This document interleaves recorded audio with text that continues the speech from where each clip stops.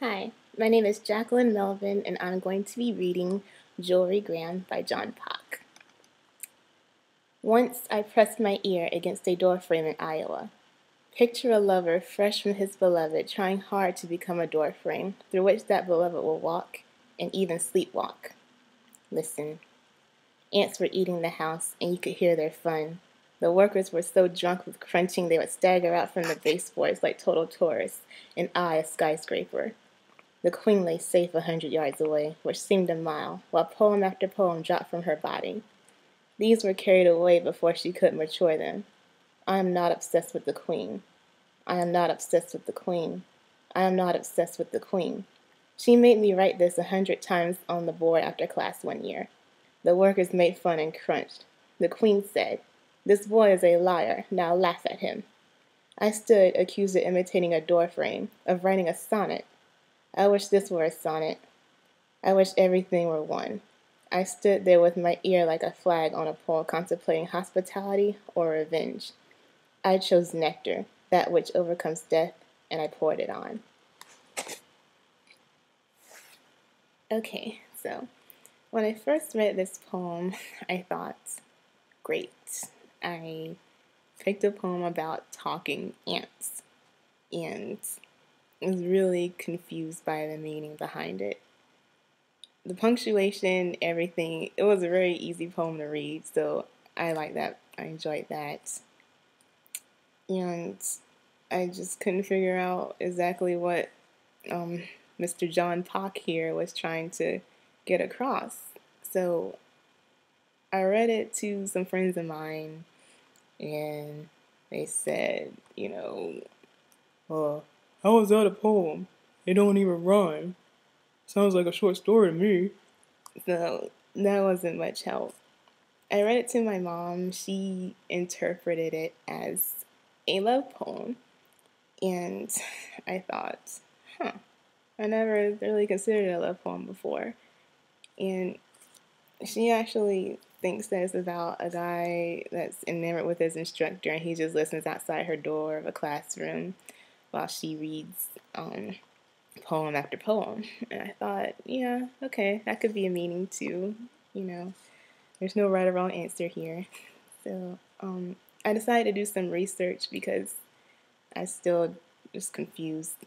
And it turns out Jorie is actually a poet, a Pulitzer Prize winning poet, actually. And she used to teach at the University of Iowa.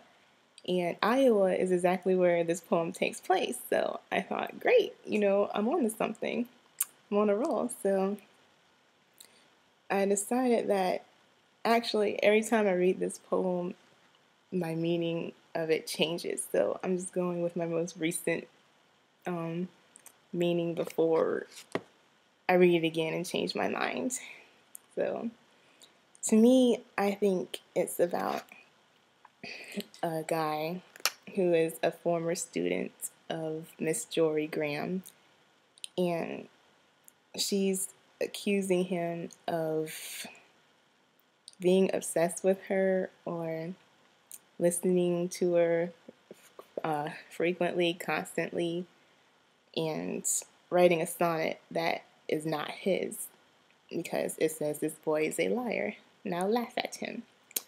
So I'm thinking, okay, he's getting accused of cheating using a poem that's not his, perhaps even one of her own poems, and claiming it as his own. Also, it says that when he's listening and he feels like a skyscraper, and I don't know for everyone else, but for me, if I'm doing something wrong or if I'm attempting to do something wrong, I feel like, oh, everybody knows there. Everybody can just see me. I'm standing out like a skyscraper. So I'm figuring, okay, maybe he really is, or really, has been listening in for the fact that, he needs some ideas for a poem. And hey, what better source than a Pulitzer Prize winning poet, right? So why not? And he gets caught, of course, and accused of writing a sonnet. And he goes on to say, I wish this were a sonnet. I wish everything were one. And then I stopped to think, wait, if he's thinking about a time where he was in her class previously, then maybe he's reminiscing and maybe he's being falsely accused because it says, I stood there with my ear like a flag on a pole, contemplating hospitality or revenge. So I'm thinking this former student might have, graduated and he was probably falsely accused. And now he's wanting to talk to this instructor that called him out in front of everybody. Hospitality or revenge. Should I be nice or should I really tell her what I really thought about her? So actually, I think that the guy is not capable of writing a sonnet because he says, like I said, I wish this were a sonnet. I wish everything were one. I'm thinking that because he was accused of writing a sonnet, that maybe this poem should be a sonnet. Maybe everything, every freaking thing should be a sonnet. Then maybe this instructor, this Jorie Graham, this queen ant would be justified in calling him out, making him write 100 times on the board, I'm not obsessed with the queen.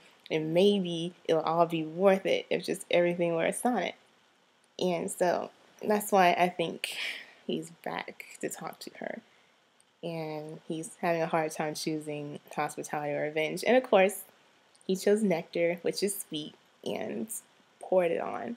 And I'm thinking, okay, so he decided to be nice to her because when you want to kiss somebody's butt, what do? Okay, I'm going to lay it on thick. I'm going to really pour it on here. So I'm thinking, yeah, he chose, to be nice about it. Even though, she probably caused him a lot of trauma back then, probably if he came back to talk to her about it. So that's all I have to say about that. So, yeah. Okay, bye.